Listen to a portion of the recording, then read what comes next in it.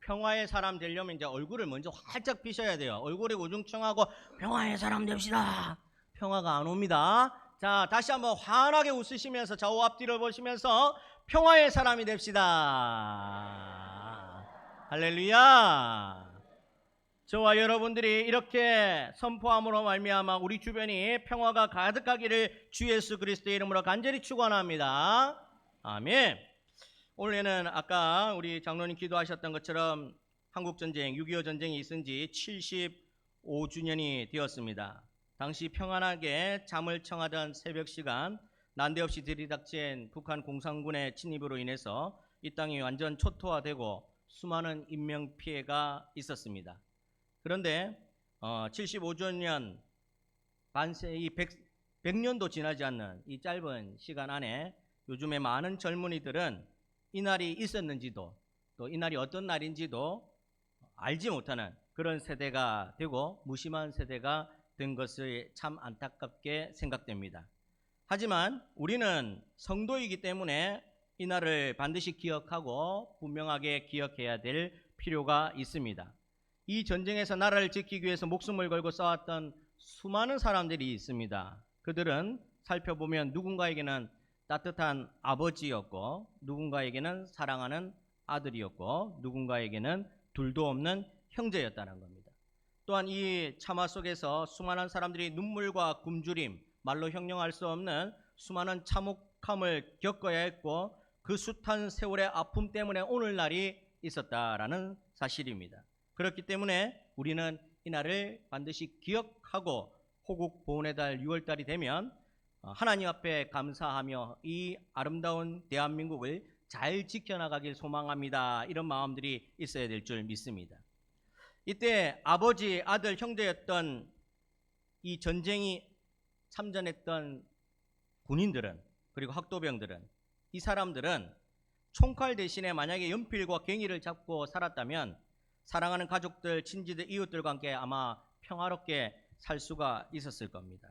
하지만 전쟁이라는 이 아픔 때문에 평화를 반납하고 오히려 후세들의 평화를 위해서 목숨을 버렸다라는 것입니다.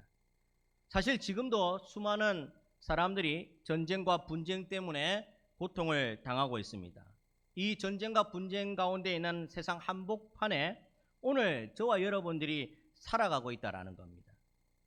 호국 보훈의 달 6.25 전쟁 이 참화의 아픔과 이 슬픔들을 마음에 깊이 있게 새기고 분쟁과 전쟁의 아픔 속에 이 한복판에 살아가고 있는 저와 여러분들은 오늘 이 땅 가운데 살아가면서 진정한 평화를 이루는 참 성도가 되어야 될 줄 믿습니다. 그렇다면 오늘 본문을 통해서 참 평화 어떻게 이루는 것인가 여기에 대해서 살펴보고 평화의 사람, 피스메이커, 평화를 만들고 평화를 깃들게 하는 그런 성도 되시기를 주의 이름으로 간절히 축원합니다.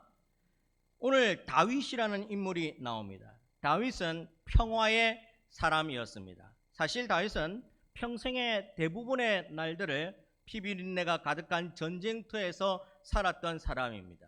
하지만 다윗의 면모 한 면모를 바라보면서 그 개인으로 봤을 때는 끊임없이 하나님의 평안을 추구했던 사람이 바로 다윗입니다. 이런 다윗을 살펴보면서 우리도 우리 가정과 교회와 이 나라에 세계 열방에 하나님의 평화를 구할 수 있는 사람은 어떤 사람인지에 대해서 깊이 있게 생각해 보기를 원합니다. 첫 번째로 다윗은 싸워야 할 자리와 싸우지 말아야 할 자리를 분명하게 가리고 살았던 사람입니다. 다윗은 이미 사울 왕이 왕으로 즉위하고 치리하고 있었을 그 당시에 사무엘 선지자로부터 기름 부음을 받고 벌써 이미 이스라엘의 왕으로 선택되었던 사람입니다. 이렇게 하나님께서 귀히 생각했던 다윗, 이 다윗이 어떤 사람입니까? 사울이 악신이 들렸을 때 사울을 치료했던 사람이 바로 다윗입니다. 골리앗이 하나님을 모욕하고 이스라엘을 위태롭게 했던 블레셋과의 전쟁에서 구국의 영웅으로 나왔던 사람이 바로 다윗입니다. 그러니 다윗이 이 세상 가운데 이스라엘 땅에 있는 동안 이스라엘의 영웅으로 추앙받는 것은 당연할 수밖에 없는 겁니다. 하지만 다윗은 사울의 질투를 사게 되고 사울의 뒤를 이어 왕이 될 때까지 끊임없는 고난과 고통, 도망자의 세월을 살았다라고 할 수 있습니다. 하지만 그럼에도 불구하고 그런 고통 속에 있었던 다윗은 그 마음에 항상 하나님의 평안을 구하면서 단 한순간도 이 평화를 놓치지 않고 살았다는 겁니다. 도망자의 신세, 죽음의 위협 앞에서도 하루도 이 평화를 놓치지 않고 살았던 사람이 바로 다윗이라는 겁니다. 이런 다윗이 도망자의 신세를 살아가는 동안, 그 고통과 고난 속에 있는 동안 두 번의 절호의 기회가 찾아옵니다. 사울을 죽이고 왕궁으로 들어가서 자기의 나라, 자기의 치세를 펼칠 기회가 찾아왔다라는 겁니다. 누구인들 이러한 기회가 찾아오면 바로 잡게 되어 있습니다. 도망자의 신세에서 벗어나서 일국의 국왕이 되는 길인데, 나라의 왕이 되는 길인데 마다할 사람이 없다라는 겁니다. 무려 다윗에게는 이런 기회가 두 번이나 찾아왔다는 겁니다. 한 번은 사울이 엔게디 황무지 어느 동굴에 용변을 보러 들어옵니다.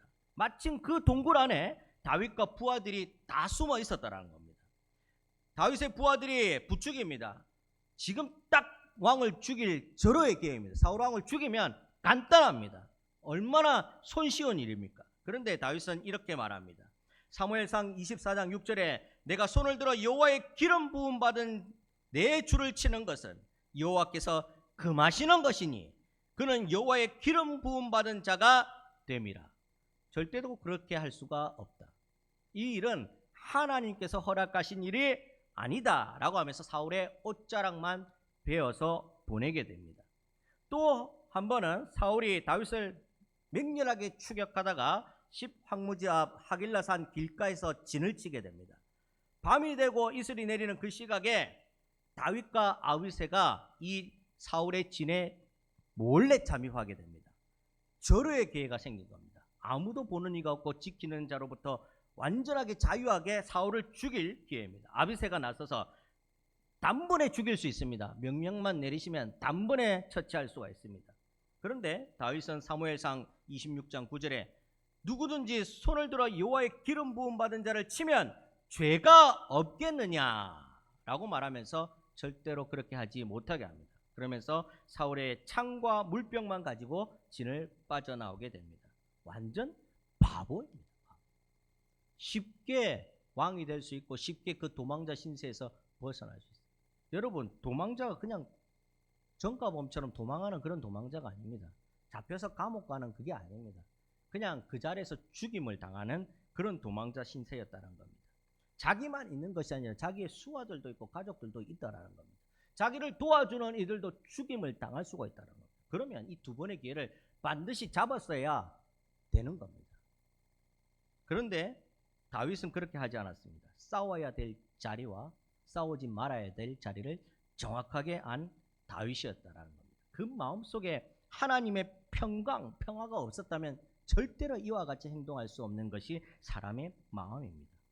오히려 다윗은 어떻게 했습니까? 사울 왕과 요나단이 전사했다는 소식을 듣고 자기 옷을 찢고 금식하면서 울부짖었다라고 이야기합니다.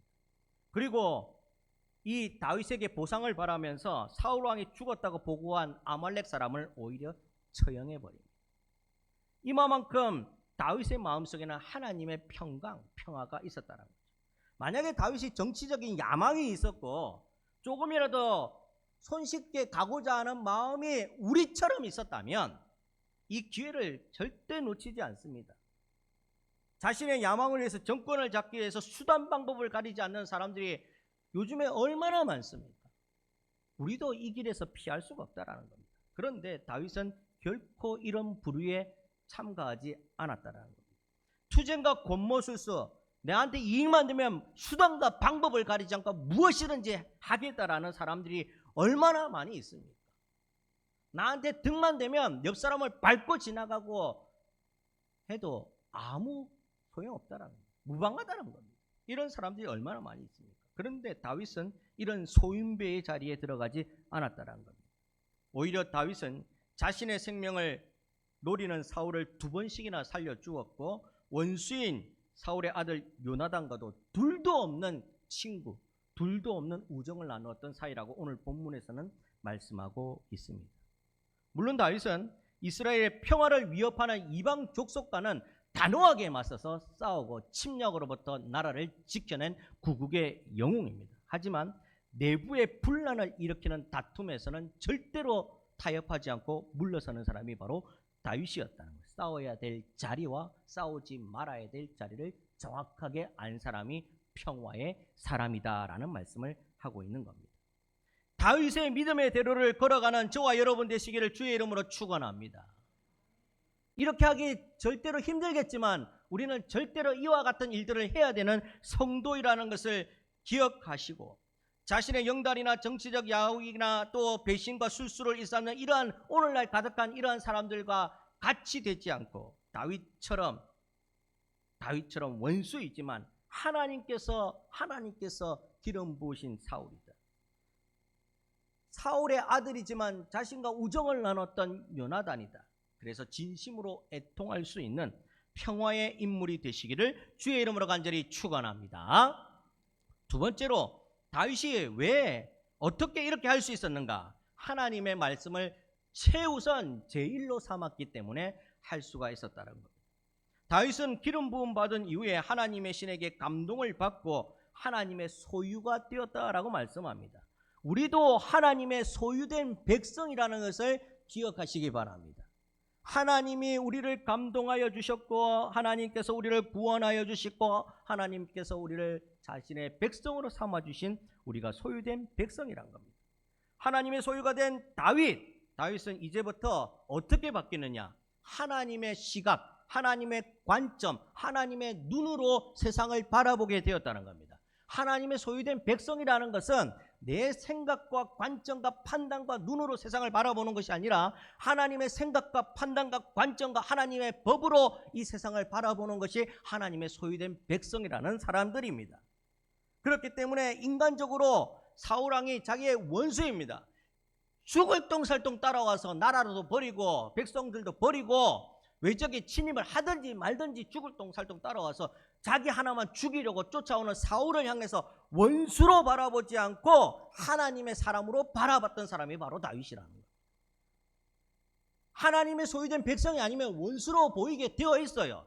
저거 내가 그냥 그냥 죽었으면 좋겠다. 귀신은 뭐하노? 저거 안 잡아가고. 그런데 하나님의 소유된 백성이 되고 하나님의 마음을 갖게 되면 하나님의 시각으로 바라보니까 원수로 보이지 않고 하나님의 기름 부음 받은 자다. 건드리면 안 된다. 하나님의 사람으로 보게 됐다는 거예요. 완전하게 다르지요. 제가 귀신은 뭐하노? 확 잡아가지 저거. 그러다가 하나님의 감동이 되니 하나님의 기름 부음 받은 자다 라고 말하는 거예요. 다윗이 이렇게 할 수 있던 이유가 무엇입니까? 시편에서 정확하게 다윗이 이렇게 할 수 있었던 이유를 말합니다. 시편 119편, 97편, 103절에 보면 내가 주의 법을 어찌 그리 사랑하는지요. 내가 그것을 종일 묵상하나이다. 주의 말씀의 맛이 내게 어찌 그리 단지요. 내 입에 꿀보다 더하니이다. 하나님의 말씀이 최고라는 거예요. 최고. 제가 어느 권사님 댁에 신방을 갔는데 식탁 위에 성경책이 똑하니 있고 줄이 막 꾸여져 있어요. 그 앞에서 밥 먹고 그 앞에서 성경 보고 그 앞에서 밥 먹고 그 앞에서 성경.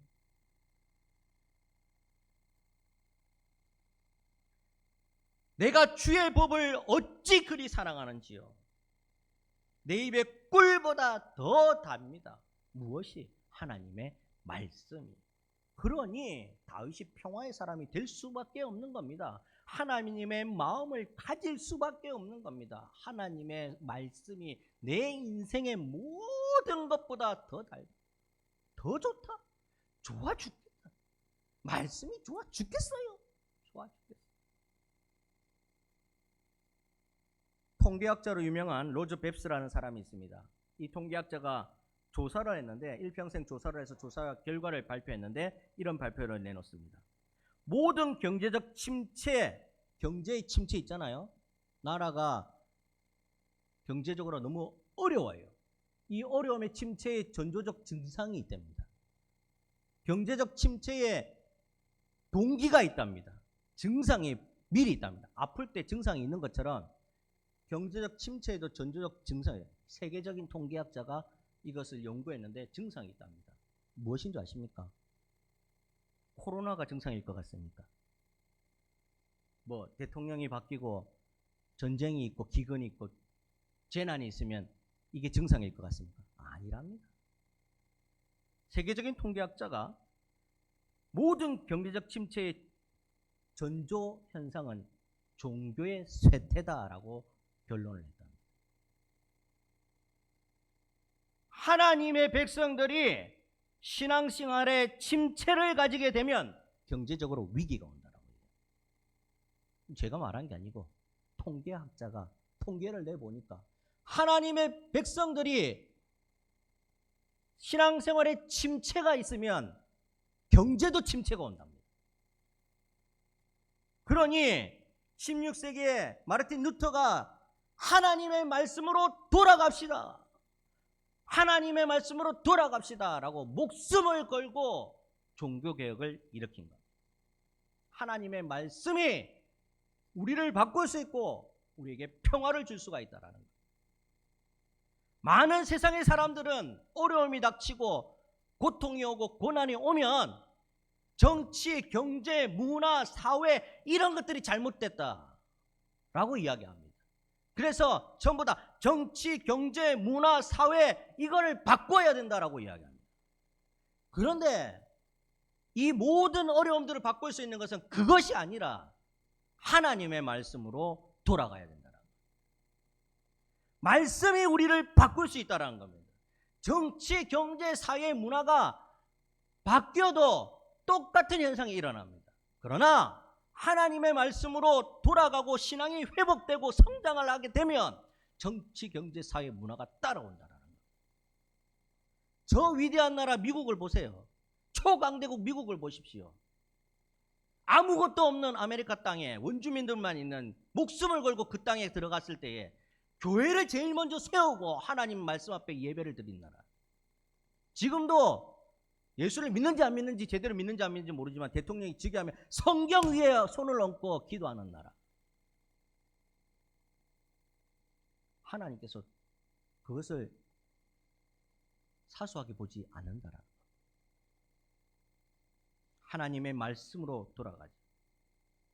하나님의 말씀 안에 있어야 하나님의 사람이 되고 하나님이 사람이 돼야 하나님 안에 있는 평화의 눈을 뜨게 될 수 있다는 거예요. 다윗이 그 눈을 떴다라는 거예요. 마지막으로 다윗이 어떻게 평화의 사람이 될 수 있는가? 하나님의 영광을 위해서 살아갔기 때문에 평화의 사람이다라고 말하는 거예요. 여러분들 오늘 본문에 이 시대적 배경과 다윗의 이 전체적인 배경사를 살펴보면 아마 이런 것들을 TV로 방영하잖아요. 지금 이 다윗의 이런 상황들을 TV로 방영을 해요. 그러면 뉴스나 뭐 예를 들어서 드라마나 영화나 TV로 이렇게 방영을 하고 있으면 당시에 이스라엘 백성들이 그 TV를 보고 있단 말입니다. 우리처럼 뉴스를 보듯이 보면은 굉장히 흥미로울 겁니다. 4분 5열 돼서 막 지지율 나오고 난리가 날 겁니다. 자, 보세요. 이런 겁니다. 베냐민 지파 출신으로 기브아를 거점으로 해서 세력을 형성하고 처음에는 아주 검소하게 가정에서 왕으로서 치리를 하고 건장하고 잘생기고 능력도 출중하고 겸손한 사울. 사울이 나가는 전쟁터에서 갑옷만 입고 나가면 전부 다 잘생겼다고 난리를 치고 전쟁에서 이기고 돌아오면 만세 부르고 사울, 그 사울. 그런데 혜성과 같이 등장을 해요. 헤브론에서 기름 부음을 받고 골리앗을 처음 물리쳐요. 소년의 나이에 골리앗을 처음 물리치고 나가는 전쟁터마다 승승장구를 해요. 조금 생긴 거는 좀 그렇게 생겼지만 사울보다는 떨어지지만은 전쟁터 나가면 승리를 하고 사람들이 들어오면 사울은 천천히요 다윗은 만만이라면서 칭송하는 다윗이 혜성과 같이 등장합니다. 이걸 TV로 보고 있어요. 자, 달려갑니다. 누가 지금부터 왕이 될 것인가요? 사람들이 박수 치면서 한번 보고 있겠습니까? 방송 3사가 같이 안 보고 있겠습니까? 또 사울이 죽고 나면 그 적자가 누굽니까? 요나단. 요나단은 겸손해요. 왕 닮아서, 아버지 닮아서 잘생기고 건장해요. 거기다가 능력도 출중해요. 어렸을 때보다 다윗과 함께 전장터에서 잘 싸우고 다녔어요. 사람들한테도 인지도도 좋아요. 왕의 적자입니다. 그 요나단과 사위 다윗이 딱 올라오면 누가 왕이 될까요? 두구두구두구두구. 뉴스로 본다고 생각해 보십시오. 재밌는 형국이 아니겠습니까? 백성들이 그렇게 보러보고 있을 겁니다. 세상적 시각으로 바라볼 때는 그렇게 보고 있을 겁니다. 누가 왕이 되면 더 좋을까? 누가 왕이 되면 재미나게 살까? 경제가 발전할까? 정치가 좋아질까? 나라가 발전할까? 그렇게 볼 겁니다. 그런데 이 세상의 눈을 따라간 사울은 다윗 하나 죽이려고, 질투심에 죽이려고, 시기심에 죽이려고 쫓아다니고 있고, 사람들의 인지도, 인기도, 사람들이 바라보는 시각, 이런 데서 마음을 뺏기니까 다윗 하나 죽이려고 다 버리고 쫓아다닙니다. 하지만 다윗은 어땠습니까? 이런 사람들과 완벽하게 달랐다라는 거예요. 오로지 하나님의 영광에 초점을 맞추고 산 사람이 다윗이라는 사람이에요. 그래서 그가 지은 시편의 대부분의 내용들을 보면 주의 영광이 온 땅에 가득하기를 원합니다 라고 기록하고 시편에 고백하고 있다는 겁니다. 이게 다윗과 세상 사람들의 차이점이다라는 겁니다. 다윗이 세상 사람들의 관점과 하나님의 영광이 아니라 조금이라도 1%라도 세상에 관심이 있었다면 사울이 죽고 요나단이 죽으면 박수 쳤어야 돼요. 아이고 이제 속 시원하다. 아유 나의 정적들이 다 떠나갔어요. 명실공히 완벽한 이스라엘 통일 이스라엘의 왕이 되는 거예요. 그런데 거기에 대고 애통해했다는 겁니다. 옷을 찢고 금식하면서 애통해했다는 거예요. 이게 다윗입니다. 오직 하나님의 영광만 바랍니다. 내 체면, 내 안위, 내 입장을 생각하고 살아가는 오늘날의 우리들과는 다르게 다윗은 하나님의 영광, 하나님의 체면, 하나님의 입장만 생각하고 살았다는 거죠. 다윗이 꼭 사도 바울과 같다라는 거죠. 자신의 안위와 자존심을 배설물로 여겼다. 내가 추구했던 이런 것들은 배설물로 여기 오로지 하나님의 영광을 위해서 목숨을 걸고 살아갔다. 그러니 그 속에는 하나님의 풍요로운 마음, 하나님의 평화로운 마음, 샬롬으로 가득 찰 수밖에 없었다라는 겁니다. 그래서 다윗이 훗날에 평화라고 이름을 가지고 있는 샬렘이라는 것을 정복하고 나서 그것을 이스라엘의 수도로 삼은 이유가 하나님의 평화가 깃들기를 원하는 마음이 담겨져 있다. 예루살렘. 하나님의 평화가 깃들기를 원하는 마음이 그 속에 있었다라는 것. 토마스 아켄퍼스라는 유명한 고전학자가 있습니다. 이분이 그리스도를 본받아라는 책을 썼는데 지금도 계속 인쇄돼요. 아마 성경 다음으로 많이 팔린 책이 될 정도로 엄청난 양의 책이 팔렸고 모든 신학자들, 모든 신학생들, 모든 성도들에게 추천 도서이기도 합니다. 그리스도의 본받아라는 이 그리스도를 본받아라는 책에 보면 예수를 구주로 믿는 우리가 당연히 예수 닮음으로 나아가야 된다라는 것을 가르쳐주고 있습니다. 다윗이 그러했고 사도 바울이 그러했고 믿음의 선진들이 그러했고 이 땅의 평화를 위해서 목숨을 건 사람들이 나라와의 평화를 위해서 그러했듯이 우리가 예수님을 본받아야 될 줄 믿습니다. 말씀을 정리하겠습니다. 여전히 이 세계는 종말의 때를 살아갑니다. 처처의 기근과 전쟁이 난무합니다. 총칼을 겨누는 눈에 보이는 전쟁이 중동에서도 지금 터지고 있고 우크라이나 러시아 전쟁도 있고 곳곳에서 터지고 있습니다. 눈에 보이지 않는 그런 전쟁, 자국의 이익을 위해서 총칼보다 더 험난한 총칼을 들이대는 자국의 이익을 위한 정치, 경제적 전쟁이 세계 곳곳에서 터져나가고 있습니다. 이때 성도들이 맥놓고 가만히 있으면 되겠습니까? 우리가 다윗처럼 진리를 훼손하는 영적 전투는 치열하게 맞서서 싸워야 될 것이며, 하나님의 평강을 위해서는 그리스도 예수를 본받아서 인애와 자비로 세상을 품을 수 있어야 될 줄 믿습니다.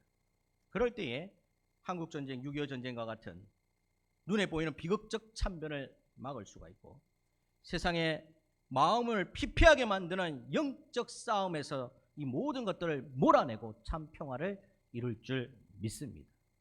이를 위해서 하나님의 말씀으로 무장하고 하나님의 뜻과 경륜을 따라 세계를 바라보며 기도하고 나아가는 저와 여러분들을 평화를 실천하는 그런 분들 되시기를 주의 이름으로 간절히 축원합니다.